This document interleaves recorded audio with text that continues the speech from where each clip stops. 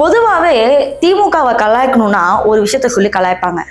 தாத்தாவா, அப்புறம் மகனா, இப்ப பேரனா, இப்ப கொள்ளு பேரனா அப்படிங்கிற மாதிரி சொல்லுவாங்க. அதே மாதிரிதான் இப்போ ஒரு விஷயம் நடந்திருக்கு.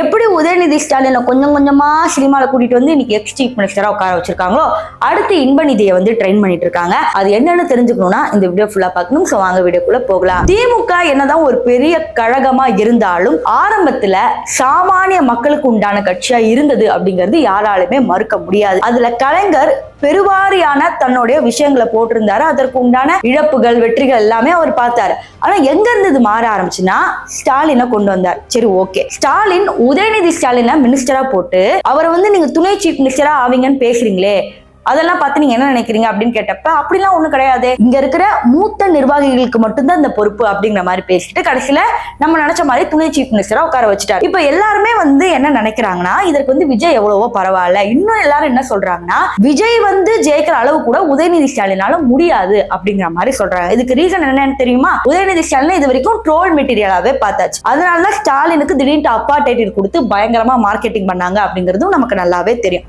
ஓகே, இதெல்லாம் ஒரு பக்கம் இருக்கும்போது நம்ம வந்து இன்பநிதி மேட்டருக்கு வருவோம். இன்பநிதியை பொறுத்த வரைக்கும் நமக்கு எப்ப தெரிய வந்துச்சுன்னா, இன்பநிதியும் ஒரு பொண்ணு இருந்த போட்டோ வந்து பயங்கரமா வைரலாக இது வந்து யாரு இந்த பொண்ணோட இருக்காரு, இதுதான் வந்து திமுக வந்து வெறித்தனமா செயல்படுறதா அப்படிங்கிற மாதிரி என்னென்னமோ டெண்டிஷன்ஸ் வந்து கலாய்க்க ஆரம்பிச்சாங்க. அதுக்கப்புறம் இன்பநிதியை பத்தி தெரியல. உதயநிதி ஸ்டாலின் கிட்ட கேள்வி கேட்கும் போது அவர் ஃபாரின்ல படிக்கிறாரு, அவர் என்னமோ பண்றாரு எனக்கு தெரியாது அப்படிங்கிற மாதிரி வந்து சொன்னாங்க. ஆனா அந்த கமெண்ட் செக்ஷன் என்ன சொன்னாங்கன்னா, உன் பிள்ளைங்க எல்லாம் ஃபாரின்ல படிக்கும், எங்க பிள்ளைங்க மட்டும் ஹிந்தி தெரிஞ்சு கூடாது, எதுவும் தெரிஞ்சு கூடாது, இங்கே இருக்கணுமா அப்படிங்கிற மாதிரி கலாச்சாரங்களும் உண்டு. இப்போ இன்பநிதி வந்து ஒரு ஆக்டிங் கிளாஸ் போயிருக்கிறாரு. அந்த வீடியோ பார்த்துட்டு வாங்க.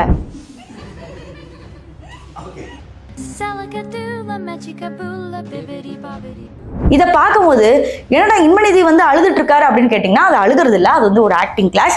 சினிமால வர்றதுக்கு முழு தயாரிப்புல அவர் வந்து இருந்துட்டு இருக்காரு. ஆக்சுவலி இன்பநிதி பிரசன்ஸ் அப்படின்னு சொல்லி ஒரு படமே வெளியேற போகுது. சோ கொஞ்சம் கொஞ்சமா சினிமால வர போறாரு. அடுத்து ஸ்டாலின் ரிட்டையர் ஆனதுக்கு அப்புறம் கண்டிப்பா உதயநிதி ஸ்டாலின் தான் வந்து சிஎம்ல உண்டான எல்லா விஷயங்களும் அவர் தான் பார்த்துப்பாரு. அதன் பிறகு இன்பநிதியை மறுபடியும் துணை சீஃப் மினிஸ்டரா கொண்டு வருவார். சோ வாரிசு அரசியல் அப்படிங்கிறது இதுதான் அப்படிங்கிறது நமக்கு தெல்ல தெளிவாவே தெரியுது. ஒருவேளை இந்த வாரிசு அரசியல் ஒருவேளை நடந்துச்சுன்னா நீங்க சப்போர்ட் பண்ணுவீங்களா இல்லையா? இல்ல இவருக்கு பதிலா இவரே பெட்டர்டா அப்படின்னா அது யாருன்றது கமெண்ட் செக்ஷன்ல சொல்லுங்க.